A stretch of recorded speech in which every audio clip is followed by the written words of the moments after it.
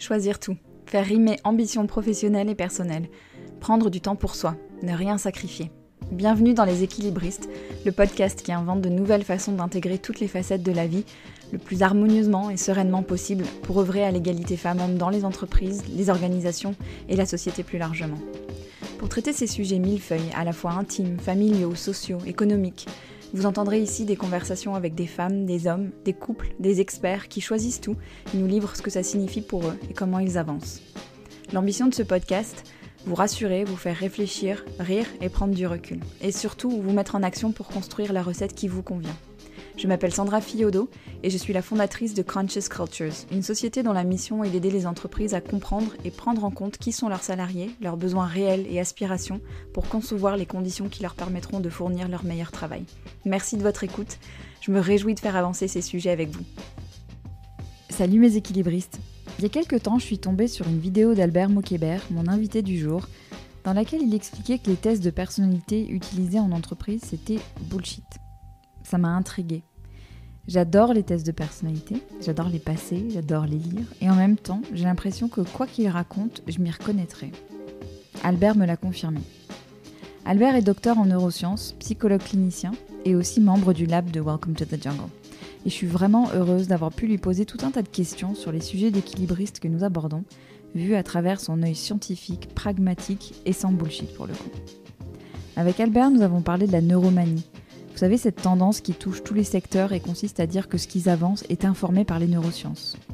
On a parlé d'essentialisme, qui consiste à réduire une problématique complexe multifactorielle à un facteur. Des fameux tests de personnalité et de l'absurdité à vouloir leur faire tout expliquer de nos comportements au travail. De ce que signifie être soi et être authentique avec des guillemets. De rythme et d'organisation de travail. De comment prendre soin de notre attention et de l'impact de la paternité sur son quotidien. C'était passionnant. Préparez-vous à remettre en question certaines de vos certitudes ou à regarder d'un autre œil les phrases toutes faites qu'on brandit parfois un peu machinalement. Merci beaucoup Albert et bonne écoute à vous. Bonjour Albert. Bonjour. Merci d'être là. J'ai envie de commencer par une question qui est hyper simple. Qui es-tu Albert ? Je suis Albert. Ouais. Je m'appelle Albert Moquébert, je suis docteur en neurosciences et psychologue. Et j'habite à Paris. J'aime bien rester chez moi. Ouais. J'aime bien écouter de la musique. Quel genre de musique ? Un peu de tout. Mais je sais pas pourquoi je parle de ça, mais quand j'écoute de la musique, c'est une activité. Ouais. Genre, je me pose et j'écoute de la musique. C'est pas genre j'écoute de la musique en faisant autre chose. C'est pas t'entends la musique, c'est t'écoutes la musique. Ouais, genre je me pose et je vais écouter de la musique. C'est une sorte d'activité. Et qui suis-je d'autre ? Je suis prof à la fac. J'aime bien me promener, marcher. J'aime pas trop les voyages, ce qui est aussi un peu particulier, je pense. Ah, c'est vrai, t'aimes pas ça ? Non, j'aime pas ranger les valises et aller attendre à l'aéroport. J'adore le train, j'aime pas l'avion. Bien avant les trucs écologiques, genre j'aime pas. J'en ai pas peur du tout, hein. Je peux rester dans l'avion pendant des heures. J'aime pas le concept d'aller 2 heures en avance, de faire les security checks, tout ça, et d'arriver et d'attendre pour sortir de l'avion et tout. Donc voilà, ça c'est un peu de qui je suis. Ok. T'as parlé de neurosciences. Ouais. Et alors, j'ai envie qu'on parle un peu de neurosciences parce que j'ai l'impression qu'aujourd'hui, en particulier dans le monde de la parentalité, tout est basé sur les neurosciences, tu sais, avec des vrais extraits de neurosciences dedans. Et j'aimerais bien que tu nous parles de pourquoi cet engouement, pourquoi tout le monde... C'est marrant que vous me posez... Je ne sais pas si on se tutoie. Ouais, enfin moi j'aime bien tutoiement, mais comme oui, je sais, c'est marrant que tu me poses cette question parce que j'écris aussi des livres. Et je suis en train d'écrire mon 2e livre. Une grande partie de mon 2e livre, si ce n'est presque tout mon 2e livre, mais disons une grande partie, est sur ce sujet que j'appelle la neuromanie. Cette volonté de vouloir tout expliquer par les neurosciences, très souvent quand les neurosciences n'ont pas grand-chose à dire sur le sujet. Donc, on a la neuroparentalité, mais on a aussi le neuromarketing, le neuroleadership, la neurocréativité. Comment est-ce que les neurosciences vont vous aider à développer vos capacités de management ou de leadership ou de je sais pas quoi. Mm. Et je pense que cet engouement, enfin, je pense que tu fais beaucoup de recherches sur le sujet, parce que je suis en train d'écrire un livre dessus. Mm. Mais il y a plusieurs raisons. La première, c'est que ça donne une sorte d'air de scientificité. Mm. Alors, si c'est dans les neurosciences, c'est que c'est vrai. Euh, je pense qu'il y a des raisons presque même philosophiques. C'est que pendant longtemps, on a séparé un peu le corps de l'esprit. Et quand Mm. les problèmes du dualisme ont été un peu résolus, il y a très peu de gens encore qui croient qu'il y a une sorte de séparation. En tout cas, dans les milieux dans lesquels moi je suis, il y a très peu de gens encore qui croient qu'il y a une séparation entre genre le corps et un truc, une sorte de marionnettiste qu'on appelle l'esprit qui nous dirige. Et je pense qu'on a remplacé un peu le totem de l'esprit par le cerveau. Mais Mm. aujourd'hui, on parle genre de mon cerveau comme s'il y a moi et mon cerveau. Et Mm. donc, on retrouve ce modèle dualiste aussi. Et je pense que ça assoit une autorité, tout simplement. Genre, ouais, les Ouais. neurosciences montrent ça comme si les neurosciences le montrent, c'est qu'on ne peut pas vraiment le nier Ouais. ou dire on n'est pas d'accord. Parce que de toute façon, c'est comme si quelqu'un dit je suis pas d'accord avec la gravité ou Ouais. avec.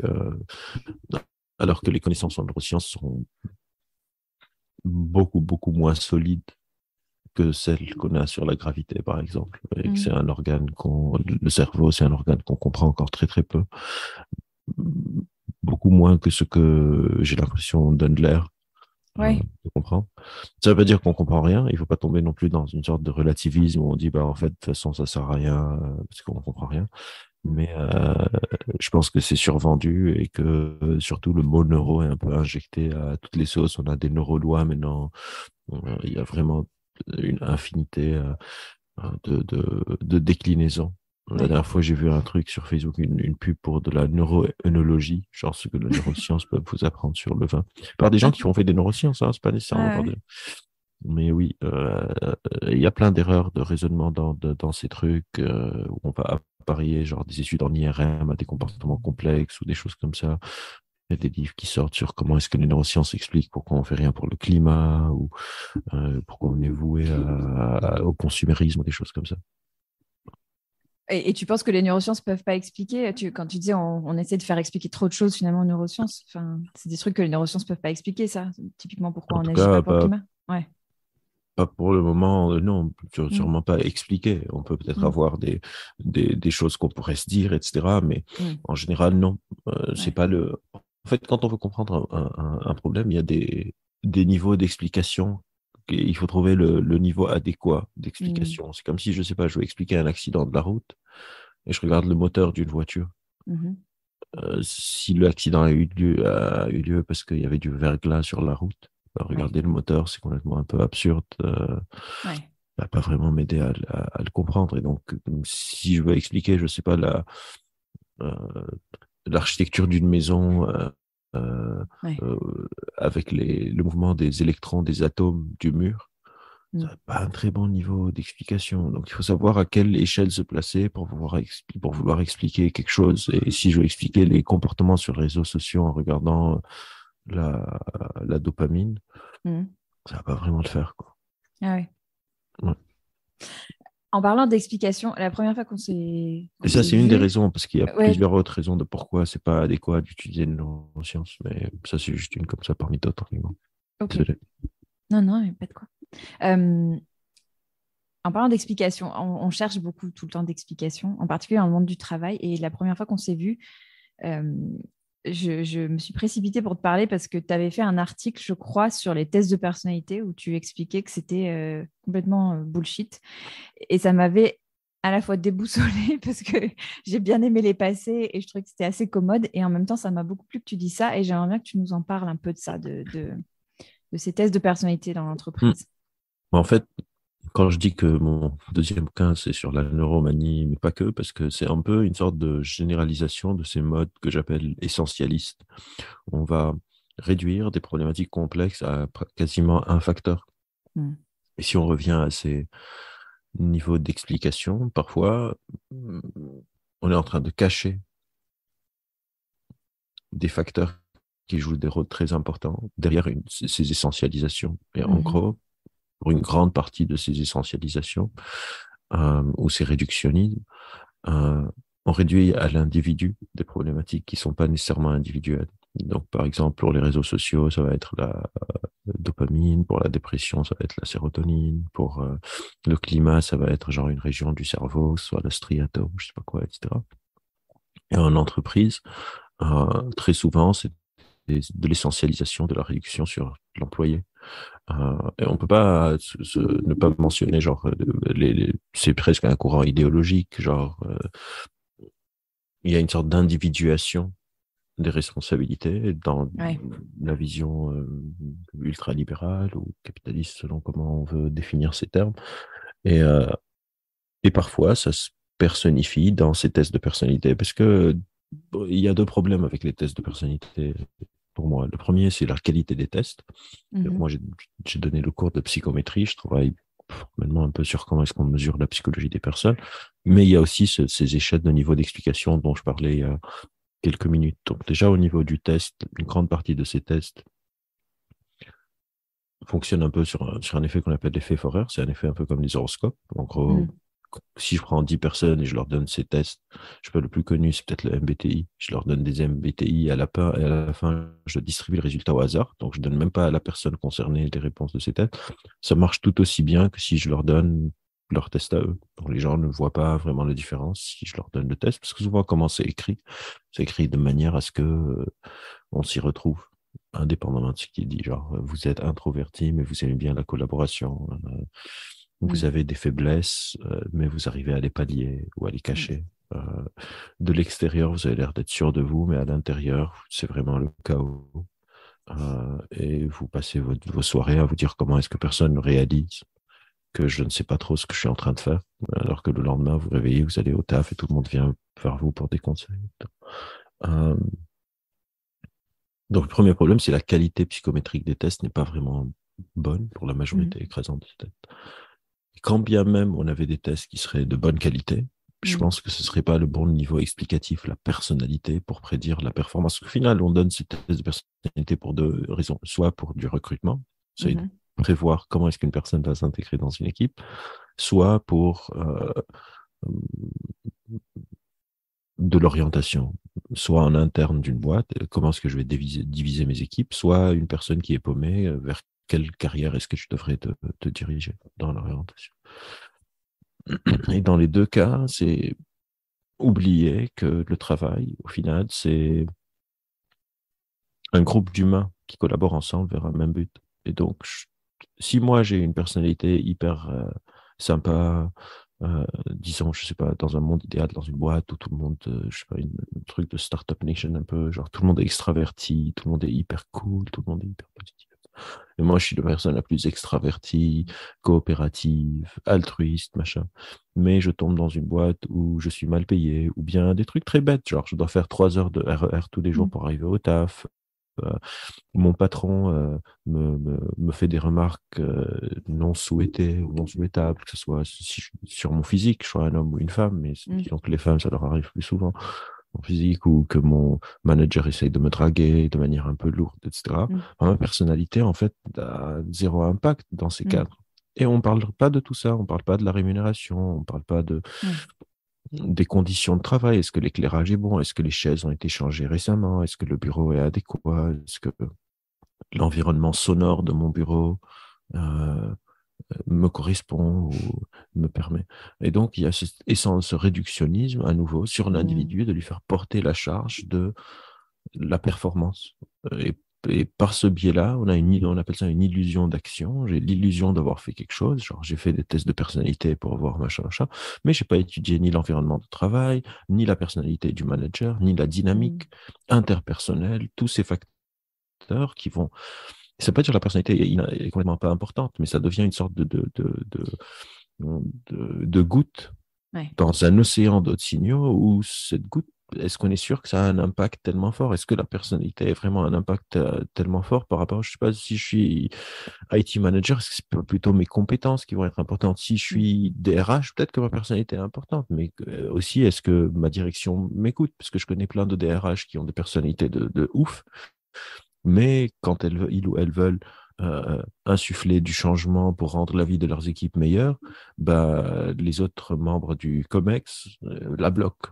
Du coup, sa personnalité, on s'en fout un peu quelque part. C'est la personnalité des autres qui est problématique ou Ouais. la dynamique interpersonnelle. Et donc, aussi bien la qualité du test n'est pas bonne, mais souvent on m'oppose, oui, mais non, mais machin, machin, machin. Et du coup, il y a un deuxième argument plus fort, c'est que même si vous avez un bon test, bah, la personnalité n'est pas l'alpha et l'oméga, ni du recrutement, ni de tout ça, si vous n'êtes pas en train de regarder. On oublie qu'on est des animaux sociaux, donc Ouais. on n'est pas juste des individus. Ouais. Et donc, il y a toute cette dynamique Ouais. interpersonnelle, mais aussi la rémunération, les conditions de travail, etc. Il y a une sorte de capital d'action. Notre cerveau est un organe comme les autres. Si mon cerveau ne mange pas bien, si mon corps n'est pas bien assis, je ne suis pas mon cerveau seulement, je suis mon cerveau et mon corps et l'environnement dans lequel mon cerveau et mon corps s'inscrivent. Ouais. Trop souvent, on est en train d'occulter Ouais. cette partie pour genre juste le cerveau, le cerveau, le cerveau. Il y a un côté hors sol, en fait. Quand je t'écoute parler, il y a un côté un peu comme si on vivait dans des espèces d'épuisement Comme et le qu'on corps et pouvait l'esprit. isoler. Ouais, voilà. Comme le Ouais. corps et l'esprit, en Ouais. fait. Ouais. Alors que notre organe n'est pas une sorte de chef d'orchestre, que notre cerveau n'est pas un organe Mm. de chef, comme un chef d'orchestre qui gère le corps. C'est Mm. vraiment un organe d'interrelation. Mm. Notre cerveau se nourrit de ce qu'il y a autour de nous. Et donc, comment est-ce qu'on veut se focaliser sur le cerveau en occultant ce qu'il y a autour de nous? Ouais. Il y a un peu en lien avec ça, il y a un mot qu'on entend beaucoup, notamment dans le monde du travail maintenant, qui m'interpelle pas mal, cette notion d'être authentique, tu vois, d'être soi au travail. Ça veut dire quoi, d'un point de vue neuroscientifique, ça, être authentique, être soi au travail? Est-ce que ça a même un sens, en fait? Alors, le soi, c'est déjà un sujet très vaste. Mm. Parce que déjà, comment est-ce que je définis moi-même? Mm. Et il y a plusieurs problématiques avec le concept de soi. Genre, c'est un peu Mm. philosophique, mais quand on fait Mm. des sciences cognitives, parce que je fais des neurosciences et de la psycho, mais aussi des sciences cognitives, on appelle ça, donc il y a aussi de la philo, de la socio, etc. C'est un truc transdisciplinaire. Déjà, notre cerveau semble faire des opérations, quelque chose, qui nous donne une illusion de la continuité du soi. Il y a Mm. un chercheur, un de mes chercheurs préférés en sciences cognitives, s'appelle Stan Klein. Mm. J'en ai déjà parlé, je pense, dans quelques conférences. Et il travaille sur cette notion de la continuité du soi et il explique qu'en fait, on a une continuité de soi sans preuve. Par exemple, moi j'ai presque 40 ans, euh, j'ai aucun souvenir du mois de novembre 1995. Aucun, zéro. Mais j'accepte que j'existais. Je me Mm. dis pas peut-être que j'ai été kidnappé en septembre et on m'a ramené en décembre où j'ai un souvenir et un souvenir. On accepte une continuité du soi avec pas de preuve. Il appelle ça en anglais evidenceless continuity of the self, Mm. c'est-à-dire la continuité du self sans preuve. Mm. Donc déjà, on a l'illusion du soi entre moi et moi-même. J'ai l'illusion que Albert est une entité homogène, cohérente et continue, alors que c'est pas vrai. Et la deuxième, c'est que quand on parle de soi authentique, on est déjà en train de faire des prémices. Donc, quand on fait du raisonnement, on parle de prémices. Les prémices, c'est un peu les bases avec lesquelles on démarre un raisonnement, pour ceux qui ne connaissent pas le mot. Et après, on découle notre raisonnement. Et parfois, il y a des erreurs de raisonnement qui s'appellent genre les fausses prémices. C'est-à-dire, on a commencé notre raisonnement. Il n'y a rien de faux dans le raisonnement, mais où on a commencé mon raisonnement, je commence mon raisonnement d'un endroit qui est chargé, que je n'ai Mm. pas prouvé. Donc, quand on parle de soi authentique, il y a ce problème que on part du prémisse qu'il y a un soi réel quelque part enfoui, caché, que je vais essayer de chercher. Mm. Mais il n'y a rien qui nous dit que ce soi authentique existe. Mm. Stan Klein pense qu'on a plusieurs selfs. Mm. On appelle ça les social selves, les selfs Mm. sociales. Par exemple, là, je suis en train de te parler, Mm. mais s'il y avait une caméra qui me filmait 30 secondes avant que je ne clique sur le lien pour que je me connecte, Mm. probablement j'étais quelqu'un d'autre parce que j'étais en train de jouer avec ma petite fille Mm. et je lui parle pas comme ça. Mm. Forcément. Et puis, si quelqu'un m'avait vu la veille avec mes potes, j'étais pas de la personne que j'étais avec ma fille, ni la personne que je suis maintenant avec toi. Mm. Et donc, il faut re-questionner, est-ce qu'il y a un soi authentique avant de Mm. demander si je peux le trouver? Évidemment qu'il y a des traits qui sont communs en moi, genre j'ai des valeurs, etc. Je suis pas sûr que c'est de ça qu'on parle. On est en train de dire, genre, il y a une sorte de toi authentique enfoui en toi que tu es en train d'ignorer. Et Ouais. si tu le trouves, ta vie va soudainement faire sens. Ouais. On n'est pas en train de parler du soi authentique juste pour les autres, mais surtout une sorte de découverte de soi et soi. Genre, trouve ton toi authentique, Mm. suis tes rêves, etc. Mm. Et ces phrases, souvent, qui ont l'air d'être profondes, n'ont aucun sens. On appelle ça un peu des phrases pseudo-profondes. Genre, c'est comme des sortes de sagesse orientale qu'a du Confucius, etc., mais qui, au final, ne veut pas vraiment dire quelque chose. Genre, si une fois que tu trouves ton vrai, ton toi authentique, tout fera sens dans ta vie. Mm. Oui, genre, Mm. mais si Ça j'arrive à serait. nourrir tout le monde, il n'y aurait plus de famine dans le monde. Ouais. Mais bon, genre, Ouais. oui, Ouais. la solution est facile. Et du coup, on n'est pas même pas sûr que le soi authentique existe, encore moins que si on le trouve, une sorte de révolution intérieure a lieu. Euh, Mm. mais on revient tout le temps dans cette même essentialisation Mm. de résoudre un mal-être par et pour l'individu. Mm. Ouais. Oui. Et dans ce podcast, on interroge beaucoup la question du pro et du perso et de comment on navigue entre les différents domaines de notre vie. Un peu ce que tu as décrit là, quand toi, t'es papa, t'es ami, t'es conférencier, etc. Il y a une étude finlandaise que je trouve super intéressante qui a étudié ça, différents groupes de personnes, enfin, à peu près 1000 salariés qui ont retrouvé à peu près 5 profils de porosité ou au contraire de fermeté de barrière entre les domaines professionnels et personnels. Et le résultat de l'étude, c'est que les gens qui séparent le plus, qui mettent les barrières les plus hermétiques entre les sphères de leur vie, sont ceux qui s'en sortent le mieux en termes de gestion de stress, en termes de recovery, donc tu vois, etc. Et, euh, et ça m'interpelle pas mal parce que c'est un peu à l'encontre aussi de ce qu'on entend ou de ce qu'on essaye de faire aujourd'hui. Qu'est-ce que ça t'évoque, toi? Ça fait écho avec des choses que tu vois, que tu étudies? Je pense que je connais pas cette étude, Mm. j'aimerais bien aller la regarder, mais Ouais, je pense que ça dépend en fait de ce qu'on en fait. Parce que là, par exemple, on est en train de partir des prémices à nouveau, ouais. que il y a un self pro et un self perso, alors que de ce que moi j'ai lu, etc., il y en a plusieurs. Il n'y a pas juste deux. Par exemple, Ouais, disons que je parle de mon self pro. ouais. Je suis dans une équipe, je suis dans une grosse boîte, et mon équipe, on est 5, 6 personnes, on est dans un même bureau. Ça Mhm. fait 3 ans qu'on est dans ce bureau. Ben, je vais avoir un autre self pro avec mon équipe quand on est dans le bureau que quand on est à la réunion Ouais. mensuelle avec nos super hiérarchies, que Mhm. quand je suis avec un client, que quand euh, le manager est au bureau.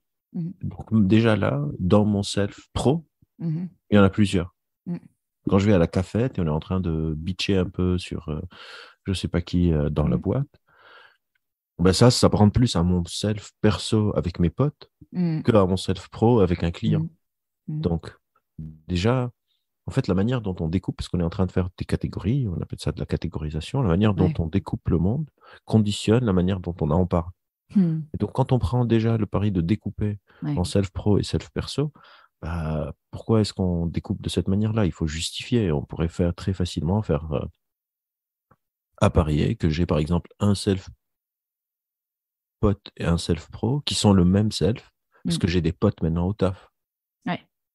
Et j'ai un self hyper sérieux que j'ai quand je suis avec mes supérieurs hiérarchiques et je sais pas pour faire dans la caricature et mes beaux-parents. Mhm. Et ça, c'est le même self où je suis vraiment, genre, je me tiens vraiment à carreau, etc. Moi, je suis très pote avec mes beaux-parents, ce qui est exceptionnel, mais genre, si on fait Ouais. dans des clichés Mhm. sociétaux un peu. Mhm. Euh, et donc, ça a des avantages parfois de faire des trucs hermétiques parce que Ouais. parfois, on a besoin de se prémunir et de se défendre d'une invasion parfois, d'une sorte de poids que je mets sur moi, surtout si j'ai des selfs qui me coûtent, parce que parfois il y a Mhm. des selfs qui coûtent où je dois genre Ouais. vraiment genre m'inhiber pour pouvoir être dans une sorte de performativité. Mhm.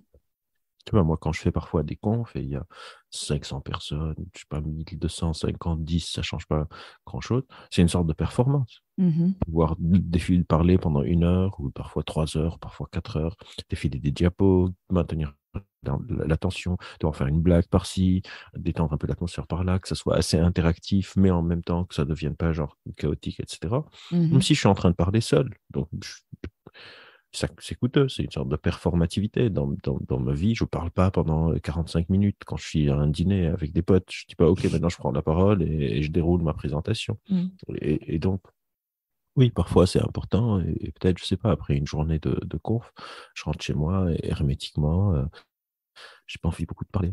Je vais me Ouais, poser et je sais pas, jouer à ma console ou lire un livre ouais, ou quelque chose. Et donc, ça dépend de ces différentes dynamiques, mais je pense pas qu'il y a une sorte de one size fits all, qu'il y a une ouais. solution qu'on peut tous mettre en place et ça marcherait. Parce que, encore une fois, on revient à cette erreur de design dans comment on pense à comment les choses fonctionnent, que ça dépend que De soi. d'initiatives personnelles que je Ouais, prends.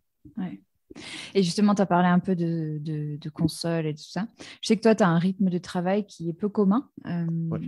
Tu as une organisation de vie qui est peu commune. J'aimerais bien que tu nous en dises un peu plus. Et je suis très curieuse aussi de savoir si tu es arrivé à ça avec tout ce que tu sais, avec ce que tu sais ou non, ou si c'est très, si tu testes, enfin, comment ça se passe pour toi? Euh, non, ce serait trop prétentieux de dire que j'ai Mhm, designé mon rythme de vie. En mhm. fait, pour comprendre ça, il faut que je parle un peu Ouais. de moi. Moi, j'ai grandi au Liban et avant de venir en France, les 5, 6 dernières années avant de venir en France, donc j'étais à la fac, mais j'étais aussi secouriste à la Croix-Rouge. Et au Liban, la Croix-Rouge, c'est un peu l'équivalent des pompiers en France. Genre, c'est nous qui faisons des urgences médicales. Mhm. Les pompiers, ils font juste les feux au Liban, genre, en gros, ou genre des D'accord. explosions. Et à la Croix-Rouge, on avait un rythme de permanence, c'est du bénévolat, hein, où une fois chaque 3, 4 nuits, on dort au centre, Mhm. s'il y a des urgences. Parce qu'on assure le, le service de 6 heures du soir à 6 heures du matin et le week-end toute la journée. Parce qu'on a nos boulots, on est des étudiants, on va à la fac, etc. Et c'est du bénévolat. Donc, c'était de 6 heures du soir à 6 heures du matin en semaine. Et si j'ai une permanence le samedi, c'est de 10 heures du matin jusqu'à 10 heures du matin. Et si c'est dimanche, c'est de 10 heures du matin jusqu'à 10 heures du matin, jusqu'à 6 heures du matin lundi, où on repart à nos tafs. Et ça, j'étais assez pas mal investi. On était potes, encore une fois. Euh, jeune, je suis rentré à 17 ans jusqu'à mes 22, 23 ans.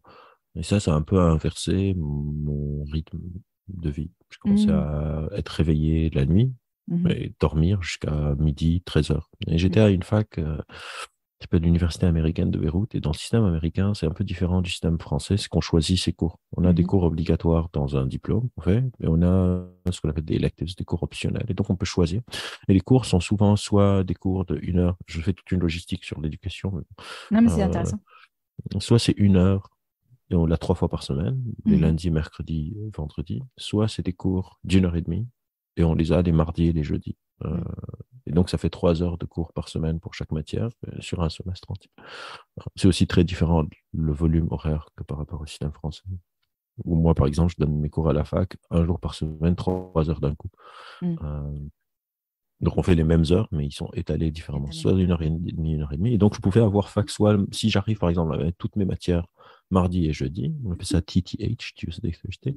Euh, je vais avoir fac, par exemple, de 9 heures du matin jusqu'à 17 heures, mais MWF, lundi, mercredi, vendredi, j'ai rien. Soit je peux avoir des journées un peu moins denses, et donc, moi, je m'arrangeais tout le temps, soit avoir des semestres TTH, et donc ça me permettait le mercredi, vendredi, les lundis, mercredi et vendredi de dormir pour récupérer, donc de me réveiller à 13 heures, 14 heures, 15 heures, parce que j'ai pas fac. Soit je faisais des semestres MWF, lundi, et du coup, ça me permettait mardi et jeudi de rien avoir. Et donc, j'ai organisé un peu ma vie autour de ce rythme un peu inversé, où Mhm. je suis réveillé la nuit et je me couche la journée.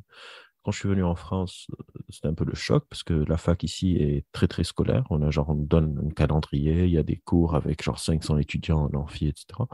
Mais j'avais gardé un peu mon rythme inversé. Et donc pendant une très grande période, par exemple, ma thèse, je l'ai écrite la nuit et le matin, mon directeur de savait, il arrivait au labo et je leur disais au revoir et j'allais chez moi et je me couchais. Mhm. Donc j'ai gardé un peu ce rythme un peu décalé et de telle manière à ce que j'ai jamais vraiment été dans une sorte de boulot de 9 heures à 17 heures. Donc, me réveiller tous les jours le matin, aller au taf et de rentrer. Et ça marchait bien pour moi. Ouais. Alors j'ai réussi à avoir quand même un master, une thèse, un autre master, publier des articles scientifiques, démarrer mon activité clinique, commencer à enseigner à la fac, etc. Mais ça nécessitait une certaine organisation. Et donc aujourd'hui, je maintiens un peu ça, peut-être un peu moins depuis que je suis devenu papa, parce que c'est ma fille qui décide maintenant de quand est-ce que je me réveille, quand est-ce que je dors. Mais je maintiens un peu ce rythme qui n'est pas vraiment très structuré, parce que ça m'arrange. Donc, j'ai un jour par semaine où je fais mes consultes, mais je commence mes consultes vers 14 heures, de 14 heures genre à 18, 19 heures. Euh, et un jour par semaine où je donne mes cours, selon où est-ce que j'interviens. Il y a des semaines, genre là, pour les 6-7 dernières années, j'étais plus, mais maintenant 8 ans, j'étais à Paris 8, c'était les jeudis après-midi. Ce semestre, je ne donne pas de cours à Paris 8 parce que je donne des cours ailleurs et j'essaye aussi de c'est important quand on enseigne de aussi Changer. prendre un peu, Mm. prendre un peu de distance, revoir le matériel, etc. Mm. Et des lundis, mardis, mercredis, bah, ça dépend. Euh, il y a des jours où j'ai des podcasts enregistrés, des jours où je fais des confs, des jours où je lis, parce que c'est important de rester à jour, surtout dans un domaine comme les neurosciences, où il y a des articles qui tombent tous les jours et Mm. on n'a pas le temps de lire, d'écrire, de passer du temps avec ma fille, de voir des potes. J'aime pas du tout le truc de il faut qu'on cale dans notre calendrier, genre un créneau de 2 heures dans 3 semaines pour voir mes potes. J'aime bien les plans de dernière minute. Et Mm. pour que ça marche, bah, il faut que le calendrier soit pas complètement full. Bon, ouais. Je réussis pas très bien parce que j'ai du mal parfois à dire non quand on me sollicite. Donc, je vais aller faire, je sais pas, des confs pour 5 personnes à 6 heures de train en une journée.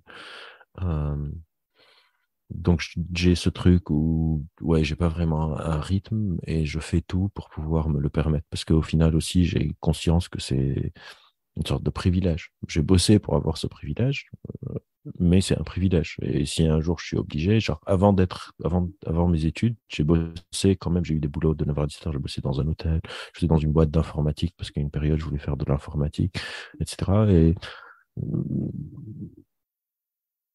même quand j'aimais bien le taf, j'étais pas très épanoui de ce truc de. Mm. Mais je comprends que parfois on n'a pas le choix et si un jour je suis obligé de reprendre un taf et d'aller tous les jours, ben, j'irai, hein, c'est pas. Mais tant que j'ai la capacité à faire ça, oui, j'ai un rythme de travail qui est assez particulier, on va dire. Genre Ouais. qui n'est pas très commun. Je peux dormir genre un jour, de 13h à 16h un jour juste comme ça parce que j'ai envie de faire une sieste et puis de poser, puis de me réveiller, puis de redormir. Je pense que c'est un peu Mm. n'importe quoi.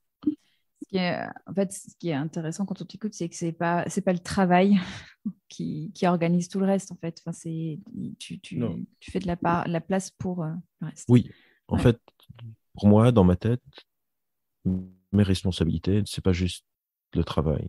Mm. Euh, Ouais. et mes envies, c'est pas juste le travail. Et le temps est on appelle ça un zero-sum game, c'est un jeu à somme nulle.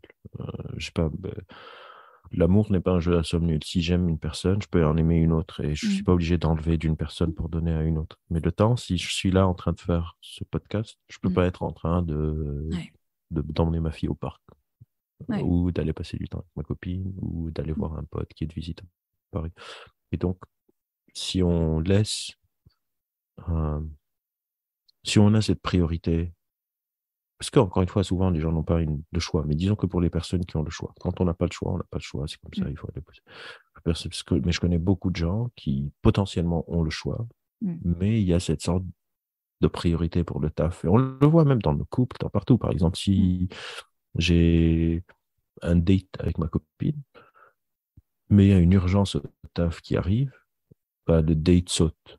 Il Mm. y a une sorte de priorisation implicite que Ouais. le travail, genre quand l'excuse c'est le travail, si je dis à ma copine je dois annuler le date parce que j'ai une urgence au boulot, c'est beaucoup plus acceptable que si je lui dis je veux annuler le date parce que j'ai envie de jouer à la console. Genre, Mm. ça passerait pas aussi bien. Mm. Mais pourquoi? Genre, pourquoi? Et du coup, pour moi, bah, j'essaye de pas d'être conscient, de faire un effort sur conscience sur ces différentes priorisations. Et parfois, je vais dire non à une conf qui va me payer très, très, très, très cher parce que j'avais mis qu'à ce moment-là, je vais passer 1 heure avec ma fille pour qu'elle apprenne à sauter. Parce que j'ai envie de lui apprendre à sauter et je comprends pas pourquoi ça va être moins important. Parce qu'encore une fois, je peux me le permettre. Mm. Parce que, Ouais. il faut pas juste penser que c'est une question de volonté. Ouais, ouais. Ouais, ouais, merci de recontextualiser comme ça, mais ça me tu vois, cette notion d'équilibre de vie qui est devenue un peu un grand truc, surtout depuis post-Covid et post-confinement et tout. Ça veut dire quoi pour toi, cette notion-là? Euh, je réfléchis. Mm.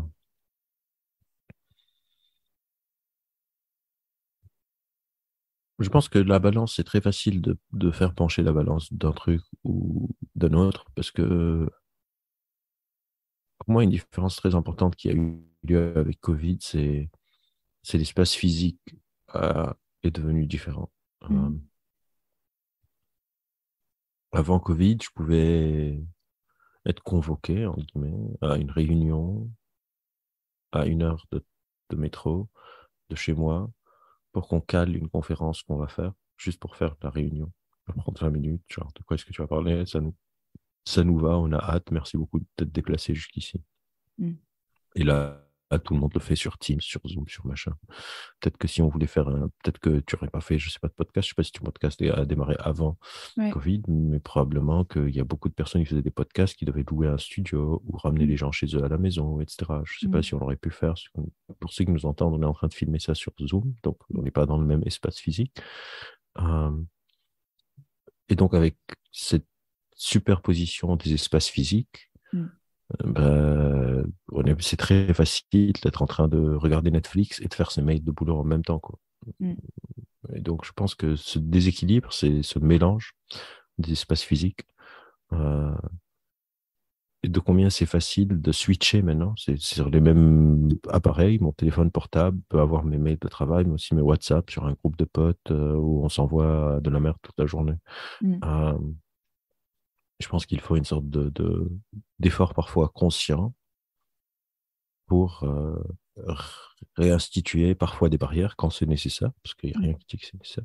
Si c'est pas taxant pour vous, tant mieux. Mais quand c'est nécessaire pour artificiellement recréer des espaces physiques séparés. Et c'est un défi. On est encore en train d'essayer de te comprendre. Genre là, moi, quand je finis ce podcast, je suis chez moi, déjà. Et donc, il n'y a plus ces barrières où si j'étais Ouais, parti quelque part, genre, je sais pas, ça, à ton studio, Mm. où tu enregistres tes podcasts. Et ça, potentiellement, il y a des changements, mais il y a aussi des changements sur les collaborations, etc. Parce que là, nous, on s'est connectés, on va faire le podcast, et après, on va raccrocher. Alors que si on s'était retrouvés, peut-être qu'on aurait pris le café avant, Ouais, peut-être ouais. qu'on serait allé déjeuner après, Mm. peut-être qu'on aurait discuté d'autres trucs, Mm. peut-être qu'on serait devenus potes, je sais pas. Mm. Mais avec aussi cette séparation de l'espace physique, on n'a même pas l'opportunité de savoir si on peut être pote ou pas, parce qu'on va parler, on va faire le podcast, et puis on Mm. va dire merci beaucoup, merci à toi. Ouais, Ok, ciao. ouais. Et donc il y a tous ces changements qui vont dans les deux sens Mm. de ces dynamiques sociales qui changent. Et donc Mm. l'équilibre découle de ça, mais là, ça dépend aussi de chaque personne. Ouais, et tu as dit un truc super important et c'est vraiment quelque chose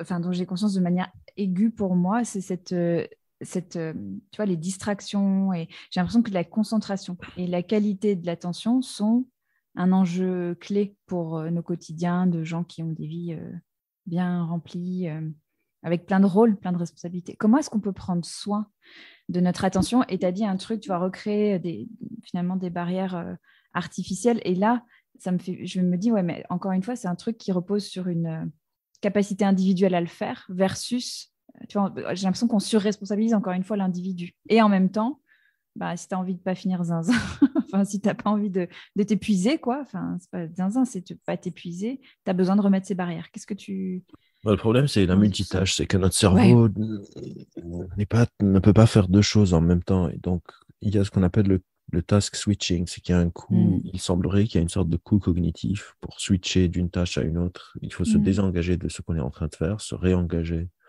sur la nouvelle tâche, puis se désengager et revenir Mm. sur l'autre. Donc, on est en train de discuter et je sens mon téléphone vibrer, je le Mm. sors de ma poche, je lis un message. Il y a un coup où je suis en train de perdre la conversation. Et puis, il faut que je Mm. me recale dessus, etc. Et donc, je pense que c'est plus dans ça. Et qu'est-ce qu'on peut faire? Il y a plein d'outils, heureusement, Mm. qui nous aident. Genre, moi, je sais pas, sur mon navigateur, j'ai des petites applis qui vont suspendre, parce que j'ai 100 000 onglets ouverts. Mais des onglets qui vont de sport à une nouvelle que je veux lire, à ma boîte mail, à machin, machin. Ouais. Et ben, ça cache en fait les onglets selon les thèmes. D'accord. Euh, Ça s'appelle comment ça? C'est génial. il y a un truc qui s'appelle des Great Suspender qui va suspendre D'accord. certaines tabs au besoin. Ok. Et il y en a plein, je sais plus, j'ai tellement de trucs installés, je sais plus lequel. On Mm. peut utiliser des techniques de management attentionnel, un peu comme la tâche de Pomodoro, par exemple, Mm. quand je dois écrire, parce que Mm. écrire, ça a un coût assez important pour s'engager. Genre, je peux Mm. passer 20 minutes pour écrire une phrase, mais une fois que je suis engagé, je peux faire genre 4 pages en 10 minutes. Ouais. Et c'est désastreux si je suis interrompu dans la phase où j'ai commencé à écrire. Ouais. Et du coup, je vais faire des blocs, par exemple. Je vais travailler pendant 50 minutes et puis je vais faire 15 minutes de pause pour faire n'importe quoi. Ça peut être pour répondre à Mm. mes WhatsApp, ça peut être pour bosser sur autre chose, ça peut être pour écouter de la musique ou aller me faire un thé, etc. Mm. D'avoir des blocs qui sont un peu sanctuarisés où il n'y a pas de distraction pendant ce bloc. Ouais. Et ça peut être parce que je travaille, mais ça peut être aussi genre, on va dîner en famille. Et je sais que là, genre, il y a plein de trucs qui sont en train de me solliciter, puisque je vais pas dire genre non, je n'utilise jamais le téléphone à table, etc. Parce que quand Mm. ça devient une restriction, ça devient un peu plus absurde. Parfois, Mhm. je suis à table et j'ai envie de répondre à mes potes et c'est pas très grave, je change tout le temps. Mm. Mais parfois, si je sens machin, je vais laisser le téléphone dans une autre pièce le temps du dîner. Donc, de créer des barrières presque physiques Ouais. qui empêchent ces distractions. Il y a sur tous les ordis maintenant un mode Do Not Disturb qu'on peut activer et du coup, toutes les notifs s'arrêtent.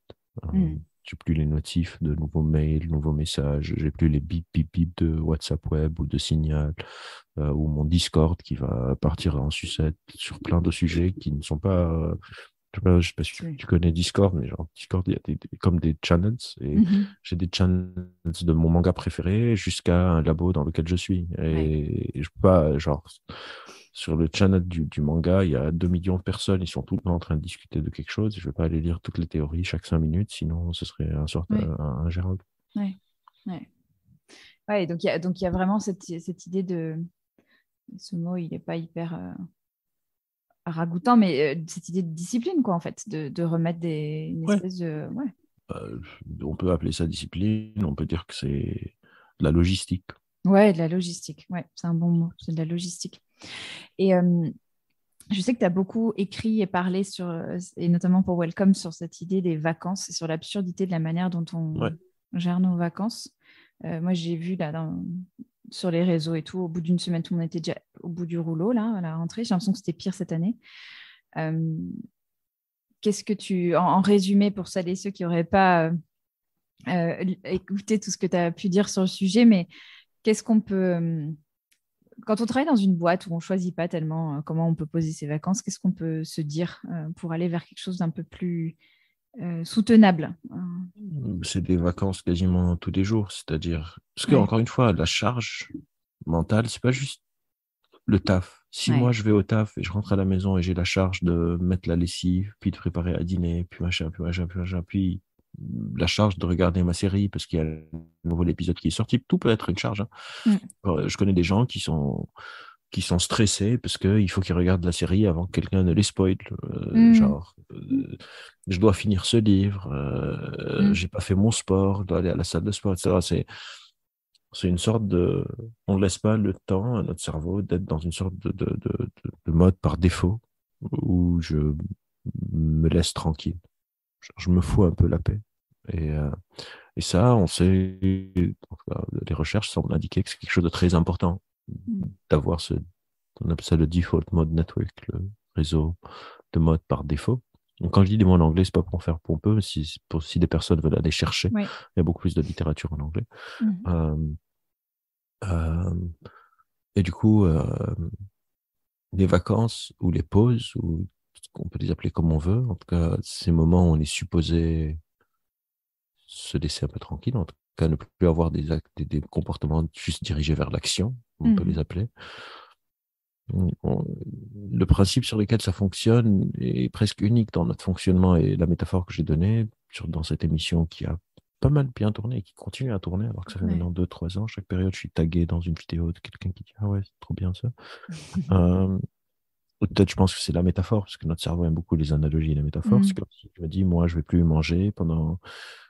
Genre, moi, je vais bouffer 10 kilos le premier de chaque mois, et puis je vais plus perdre mon temps à déjeuner tous les jours pour les 20 jours qui restent. Ou moi, je vais dormir du 1 au 5, et puis je vais plus dormir du 5 au 25, comme ça, je gagne. Je perds plus un tiers de mon temps à être inactif. Les vacances, on fait un peu ça. On va se dire, bah là, j'ai une période de rush pendant 4-5 mois, et après, je vais prendre genre 10 jours pour aller sur une île ou quelque part. Et ce qui se passe, c'est que déjà, c'est pas sain d'être dans ce tunnel permanent. Et encore une fois, c'est pas juste le taf. C'est souvent le taf parce Oui. qu'il y a une sorte d'obligation, mais ça peut être des trucs qui devraient être des choses qui me relaxent, mais où je me mets une pression. Puis je pars à ces vacances, et surtout, ces vacances deviennent une pression aussi, parce qu'il faut que j'en profite, il faut que je Mm. recharge mes batteries, il faut que je reset mon cerveau, etc. Mm. Et donc, il faut que je profite au max. Donc, je vais me réveiller aux aurores pour aller voir le château médiéval de je sais pas quoi, puis le musée de je sais pas où, puis aller voir la mer, puis monter faire un peu de ski, puis machin. Et donc, on rentre des vacances et on est encore crevé. On comprend pas pourquoi. On dit, ah ouais, ça démarre sur les chapeaux de roue, machin, machin. Alors qu'une hygiène de vie, je pense qu'il serait plus saine, c'est d'avoir des moments de récupération quasi quotidiens et d'avoir des vacances. Moi, je suis pour tout le temps plus de vacances, tout le temps moins de boulot. Tout le temps. Genre, Mm. si je pouvais faire genre un système où on bosse 6 mois, on prend des vacances 6 mois, pourquoi pas? Parce qu'il faut quand Mm. même faire fonctionner la société. Mais euh, je pense Ouais. que c'est beaucoup plus sain d'avoir des moments de répit quasi quotidiens. Ça peut être une demi-heure, ça peut être une heure, ça peut être n'importe quoi. Genre, je sais pas, je rentre dans le métro et de pas être tout le temps dirigé vers une action, de pas être tout le temps en train de faire un truc actif sur mon téléphone, juste de regarder genre dans le vide, avoir le regard un peu hagard. Euh, mais ça peut être aussi regarder une série ou jouer de la musique, etc. Tant que c'est l'approche de la tâche qui est importante, pas la tâche en D'accord. elle-même. C'est ce que j'allais te demander. C'est quoi ouais, c'est l'intention, c'est-à-dire je Ouais, dois produire ou faire quelque chose ouais, versus. ouais. Ok. Il y a des personnes qui peuvent récupérer au taf, hein. Mm. Genre, si je suis au taf et aujourd'hui, il n'y a pas eu un truc de fou, parce que, en tout cas, quand j'ai bossé dans des boîtes, c'est pas tous les jours qu'on avait des trucs de dingue. Même si Mm. mon patron Oui. voulait me convaincre que tous les jours, il y a un truc de dingue qui avait lieu, c'est pas le cas. Mm. Je peux récupérer au travail. Genre, je vais parler avec les collègues de trucs qui n'ont rien à voir. Ouais. Je vais zoner. Parce que aujourd'hui, il n'y a pas grand-chose et je suis pas obligé de. Le travail ne finit jamais. Genre, il y a des gens qui me disent je veux avancer. Et je leur dis mais on avance quand il y a un but. Mais j'ai Mm. avancé sur mon truc, bah, il y aura. Si tu le finis, on te donnera un autre truc. C'est un Mm. peu des excuses de flemmard, ça. Genre, parfois, je prenais mon temps pour finir quelque chose. Parce que ça a retardé le truc qui vient derrière. Ah, ça me fait penser, on avait eu bah justement, j'avais interviewé Christophe André pour Welcome Ouais, et il parlait de ça, du fait qu'on vivait dans un monde où il n'y avait jamais de fin aux choses et ouais. que c'était épuisant en fait parce que t'es Hmm. t'as On voit jamais pas le terminé. bout, en fait. Tu vois, ouais, Dès qu'un projet se termine, il y a un autre. Et il y a ça, c'est autre pas juste chose au travail. Genre, il y a par partout. exemple beaucoup Ouais. de sportifs qui ont parlé de ça. Ils disent, bah, je sais pas, ils viennent de gagner la Coupe du Monde. Mm. On leur dit alors, comment est-ce que vous vous sentez? Ils disent stop, genre après coup, hein, pas sur le moment même, Mm. comment est-ce que vous vous êtes senti? Bah, top. Mais en fait, genre, c'était pas proportionnel à ce que j'avais imaginé. Mm. Je l'ai senti. Si je gagne la Coupe du Monde, je pensais que ça allait être l'extase. Mais le problème, c'est qu'il gagne la Coupe du Monde et même pas quelques jours après, il faut préparer la La rentrée suite. de la Ligue, quoi. Mm. Mm. Mm. Et donc, il faut repartir aux entraînements, Mm. etc., etc. Mm. Ouais. T'en as parlé à plusieurs reprises dans l'épisode du fait que t'es papa depuis Un an et demi. 1 an et demi. Comment est-ce que ce changement-là tu parles beaucoup aussi du fait de changer d'avis sur les choses, de l'importance de douter, de remettre les choses en question. Comment est-ce que l'arrivée de cette petite fille t'a fait douter ou t'a fait changer d'avis sur des choses? Est-ce que ça a eu un impact comme ça ou pas? Hum, Déjà, ça m'a changé ma vie dans le sens où ma vie a été envahie par un occupant. Euh, les 6 premiers mois, j'ai pas bossé. Genre, j'ai pris un congé paternité de 6 mois parce Ouais. que c'était encore un peu en Covid et je pouvais pas dire à ma copine, genre, gérer ça seul. Un, c'est injuste, et deux, c'est pas possible. Je pense que c'est pas possible. J'ai beaucoup de choses. On est relativement lâché ça dans la nature. Genre, on était à l'hôpital pendant 3 4 jours et puis c'est genre, OK, vous êtes prêts, rentrez chez vous. Personne ne pouvait venir nous voir. Quasiment personne. Donc, on avait genre 2 potes qui passaient de temps en temps, mais sinon, on était seuls. Il fallait comprendre comment changer les couches, comment donner le bain, quand est-ce qu'on part aux urgences. Est-ce qu'elle est encore en vie tous les soirs? Euh, Je sais pas si ça m'a changé d'avis, mais ça m'a appris beaucoup de choses d'un point de vue vraiment formel, pas genre des leçons de vie ou de trucs. La première, c'est que je suis chercheur, donc euh, je suis allé faire comme un bon chercheur un peu nerd de la revue de la littérature des sujets liés à la puriculture un peu, ou de petite enfance, et j'ai découvert que c'est genre un monde de beaucoup de bullshit. Et très peu de réponses pour plein de problématiques, avec beaucoup de recettes de grand-mère ou des recettes genre médicales ou quoi que ce soit et qui ne marchent souvent pas. En gros, j'ai découvert qu'une grande partie des problèmes sont résolus En attendant. ouais, exactement, en faisant le dos rond, et qu'il y a des gens qui nous disaient, bah, faites passer une nuit, mettez-la dans une autre pièce, ou bien vous rentrez, et puis vous sortez, vous comptez 2 minutes, puis vous rentrez, puis vous ressortez. Oui, Et mais puis attention, tu vas abîmer son cerveau si tu fais ça, vous si lui tu donnez lis un d'autres médecine. doudou, ou je sais pas ce que tu fais. Et en fait, j'ai découvert qu'en fait, rien ne marche tout le temps. Et 90% des problèmes qu'on a eu, là, ça va un peu mieux, mais pour la première année, était assez brutal, on va dire, tellement on n'était pas préparé. Euh, je sais pas si on peut être préparé, mais en tout cas, nous, on l'était pas. Et je pense que avec le recul maintenant, 90% des problèmes qu'on avait, genre des problèmes de elle fait passer nuit, ou bien, je sais pas, les tétés font mal, ou des trucs un peu de ce genre. Les couches fuitent, je sais pas. Grande partie, ça s'est résolu juste avec le temps. Genre, soit elle a grandi, soit elle comprend mieux ce qu'on lui dit, soit on comprend mieux ce qu'elle nous dit. Et que toutes ces techniques de gestion des trucs, je dis pas qu'elles marchent pas, je dis qu'elles marchent pas tout le temps. En tout cas, elles peuvent nous mettre en échec et avoir un impact très négatif sur soi en se disant je fais mal ou des choses comme ça. Euh, c'est juste, je pense, des passages obligatoires où il faut juste prendre son mal en patience et voir comment faire passer ce truc sans conflit, sans fatigue complètement dingue. Et je pense que c'est complètement fou que les gens repartent bosser genre 2 semaines après être devenus parents. Je pense que la société doit faire quelque chose, que les gens passent plus de temps avec leurs petits au début, parce que c'est vraiment très très dur si une personne doit s'en occuper seule ou même à deux. Il y a un proverbe, je sais pas s'il existe en français, mais en anglais, genre la traduction, c'est il faut un village pour élever un enfant. Et je pense que c'est vraiment vrai. Genre les rares fois où on avait de l'aide un peu, où quelqu'un venait nous voir ou dormir chez nous quelques jours, c'était vraiment un changement qualitatif de, de, de dingue. Et oui, ça m'a appris qu'il y a très peu de recherches, en tout cas où on n'a pas très peu de réponses sur le monde de la, je sais pas si on appelle ça périnatalité ou périculture, je sais pas comment on appelle ce monde, mais le monde de la petite enfance. Il y a tellement des trucs qui sont complètement bullshit et d'autres trucs qui sont des conseils qui peut-être ont marché pour quelqu'un, mais clairement, vous n'êtes pas en train de mal faire le truc si ça marche pas pour vous. Ouais, il y a beaucoup là encore, de pseudo-experts qui prennent les trucs qui ont marché pour eux et en font des bibles et des... Le problème, c'est que même les vrais experts, en fait, on ne sait pas. Je pense que j'ai pas recherché ce sujet, mais j'ai l'impression et c'est très bizarre de dire ça, mais j'ai l'impression que ça intéresse pas beaucoup dans la recherche. Je pense qu'il y a eu très peu de recherches formelles sur l'impact de la naissance, que ce soit de la recherche sur les parents, sur l'enfant, sur les problématiques, je sais pas, un truc aussi banal que les coliques, qui peuvent être très épuisantes, parce qu'il y a le bébé qui pleure et on peut rien faire, etc.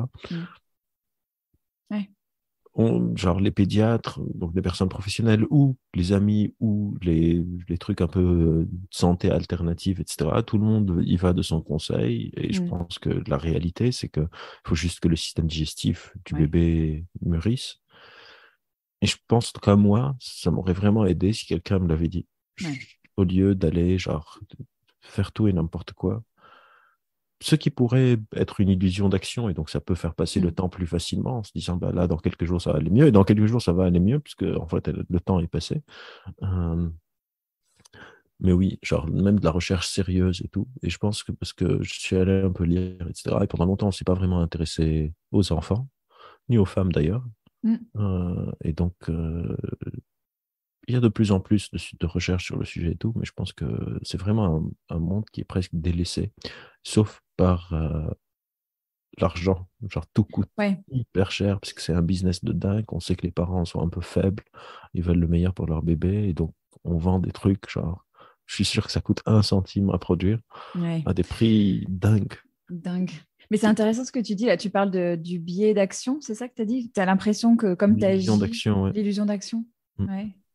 Tu Ça penses que rassure, c'est ça? Oui, je pense que ça te rend un peu plus patient. Tu te dis que Ouais. tu as mis en place un truc Mm. et on te dit, genre, ça va mettre 1 semaine ou 10 jours pour que ça marche. Genre, par exemple, pour le truc de faire ses nuits, tu la laisses pleurer quelques jours et après, elle Mm. va bien dormir. Nous, on n'a pas réussi. Moi, je peux pas l'entendre pleurer, juste me dire, je vais laisser pleurer. Je suis vraiment un faible. Mais elle a grandi et elle dort mieux. Mm. Elle fait pas ses nuits, mais elle dort mieux. Ouais. Ouais. Euh, j'ai une dernière question pour toi, Albert. C'est ma Ouais. question rituelle de fin. Je Mm. te laisse l'interpréter, y répondre comme tu veux, mais j'aimerais savoir de quoi tu es fier.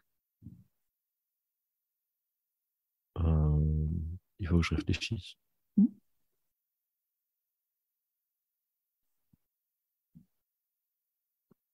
Euh,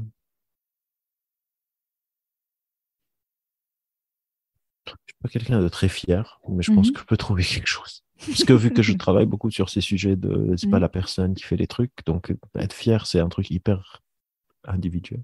Mhm. Mais je peux trouver. J'étais très fier d'écrire un livre, c'était vraiment quelque chose de très très dur. Euh, Ouais. Plus difficile que d'écrire une thèse. Parce qu'une thèse, il Ah y a une sorte ouais? de méthode. Oui, oui, beaucoup plus difficile. Une thèse, c'est lu par des personnes qui comprennent votre langage Ouais. et c'est assez structuré. Genre, je Ouais. sais où je veux aller, j'ai fait des recherches, j'ai passé 3 ans à réfléchir au truc. Il faut pondre le manuscrit. Franchement, la rédaction de ma thèse était beaucoup plus facile que les 2 ans et demi de préparation de ma thèse, de faire les designs expérimentaux, de passer les expériences, de faire la revue de la littérature. Genre, la rédaction, c'était genre, D'accord. c'est sorti tout seul. Euh, le livre, il faut. Et moi, je voulais faire un livre qui ne simplifie pas trop le fonctionnement du cerveau, mais en même temps, un de mes héros intellectuels, c'est un monsieur qui s'appelle Richard Feynman, qui est un physicien du XXe siècle. Et il avait une méthode pour essayer d'être clair, où il disait il faut pas utiliser des mots compliqués. Genre, il Mhm. faut utiliser les mots les plus communs d'une langue et écrire d'une telle manière à ce qu'on ne sacrifie pas la complexité, mais que ça soit compréhensible par une personne qui a 16 ans. Mhm. J'ai essayé un peu de suivre ce principe de Feynman. Et j'avais pas écrit de livre avant, donc je suis pas auteur, ça aussi. Euh, et oui, par plein de moments, rien ne faisait sens, je comprenais plus ce que je disais. euh, L'ordre des idées, genre, parce que pour comprendre quelque chose, il faut comprendre autre chose, et pour comprendre Ouais. cette autre chose, il faut comprendre autre chose, et pour comprendre cette autre chose, il faut comprendre encore autre chose. Donc, dans quel ordre est-ce que j'explique Ouais. les choses pour que ça soit en même temps facile d'accès, genre simple mais pas simpliste, complexe mais pas compliqué, etc. Mhm. Et j'avoue que quand je l'ai vu imprimé et fini, et après, mon éditeur m'a énormément aidé. On va pas se mentir, encore une fois, je suis pas auteur, donc il y a des personnes qui m'ont aidé à réécrire, à restructurer, etc., etc., etc. Et, et je peux dire que ouais, l'avoir fait, et puis voir comment mes parents étaient contents et tout. Souvent, je pense que la fierté, on l'attire de comment les autres nous regardent aussi. Et, et je pense que oui, c'était un moment assez cool de l'avoir fini, parce que aussi, je connais plein, plein, plein de gens qui sont en train d'écrire leurs livres depuis des années, mais qui vont pas au bout, pour plusieurs raisons. Genre, je vois maintenant très bien comment on peut être dans ce truc. J'espère que ça va pas m'arriver avec mon deuxième livre. On n'est jamais à l'abri de ça. Et donc, je pourrais dire que je peux être fier de ça. Après, Mhm. il y a d'autres trucs moins dramatiques dont je suis fier. Je sais pas, quand je suis avec mes neveux et ils sont impressionnés par mon niveau à la console, alors que pour eux, dans leur tête, je suis un peu vieux. Je suis fier. Mhm. Je sais pas. Je peux être fier vraiment sur des trucs bêtes, genre je suis dans la rue et je jette je sais pas, le, le sac de mon croissant dans une poubelle et ça rentre alors que c'est loin. Ah ouais, Je me sens fier, quoi. ouais, je comprends. Et Ouais, je je pense vois. que ces petits trucs me rendent beaucoup plus fier, genre quand Que des gros trucs. je saute dans le métro alors que la porte est en train de fermer, ou des choses comme ça. Là, ça m'apporte un degré de fierté dont je suis pas très fier. Ok. Eh ben, merci beaucoup, Albert. Merci Sandra.